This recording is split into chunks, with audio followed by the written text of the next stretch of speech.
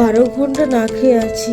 Blood test করতে হবে অনেকগুলো, 9টা রিপোর্ট করতে হবে, তার মধ্যে ইকোটাও করতে হবে। কিন্তু ইকো করতে গেলে আমার আবার মেশিনের মধ্যে ঢুকিয়ে দেয় নাকি সেই ভয় করছে, না নাকের ভিতরে পাইপ ঢুকিয়ে দেবে কে জানে। তুমি বেশি চিন্তা করো না, বিলটা করে আসি বাবার আমি গিয়ে।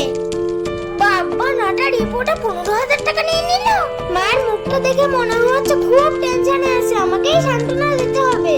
মা তুমি কোনো চিন্তা করো না, আমি তোমার পাশেই আছি, তোমার কিচ্ছু হতে দেব না। তুমি শুধু একটুখানি মুখটা শক্ত করে বসে থাকো। আচ্ছা ঠিক আছে, তবে জানিস বাবা আমার ভয় একটু লাগছে, ওই যে ইকোটা করতে গিয়ে কিভাবে কি মেশিনপত্র দেয়।